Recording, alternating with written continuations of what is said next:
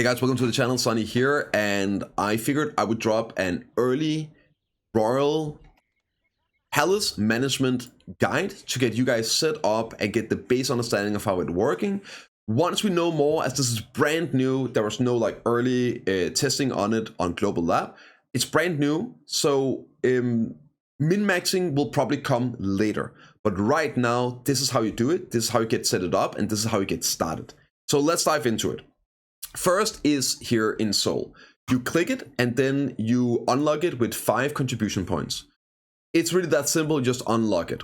I don't believe there's any prerequisite to doing this, so just get it going, unlock it right away. Next up is you want to send characters over here to Yuku Street. This is where you're going to have your workers. Quick tip, you want to get Yuku Street 2. It's 1 CP and you get 6 workers, and you're probably gonna need Yuku Street 4 as well. It's 1 CP for 4 workers. You're gonna be rolling your workers over here. Now there's a bit of strategies in this. You are looking for a total of 8 workers. Currently, and if this changes, I will make a note about it, but currently the play from people is to use shellfork workers on the gathering nodes, the production nodes. So you want to get 4 of those. There is still a bit of a toss-up between choosing human workers and choosing Dokebi workers for the crafting nodes. Personally, I'm leaning towards Dolce. The tinfoil is that luck works. If luck doesn't work, then there's no reason to use these, right? But hopefully over time we'll get some real testing and data on this to confirm or deny if luck has any impact on the crafting stuff. Okay. So you get your workers, preferably professional workers, and you get them going right away. Get them in here, start gathering.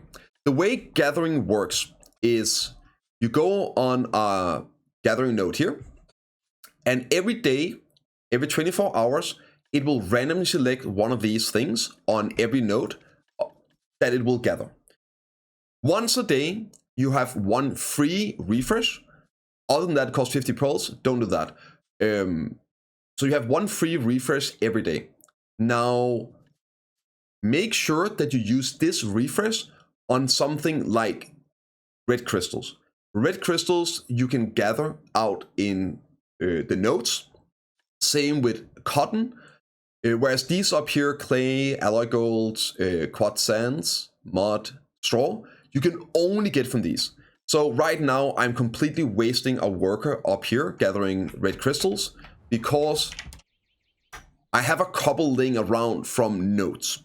You can also buy those on the marketplace. So make sure you spend your daily refresh on one of those that are gathering stuff you can get from nodes.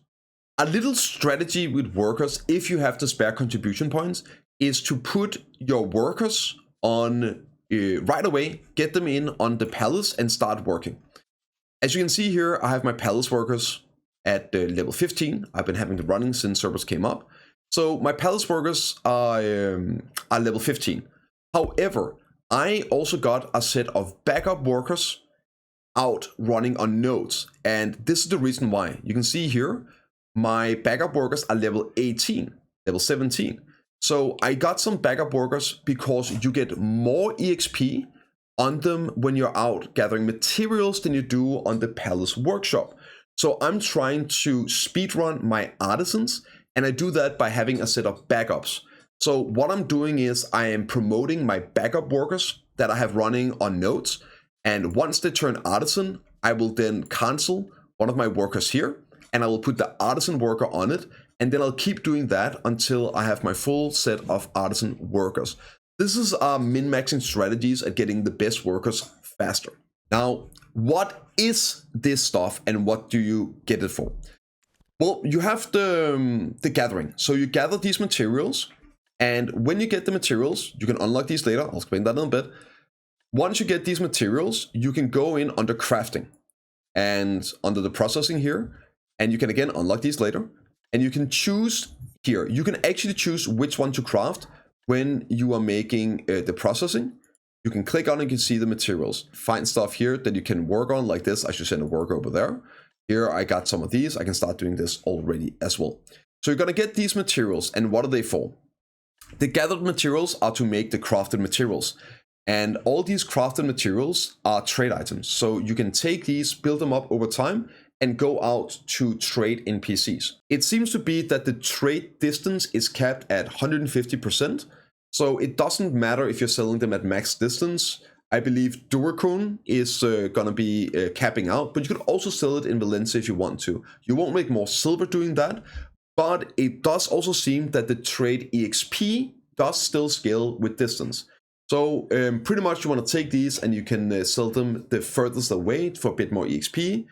You can also use the magnets with these. They're not regular trade items. You can't take them out of storage with the magnets, but you can put them on and travel to our city and sell them if you want to. And it's just literally free bonus money.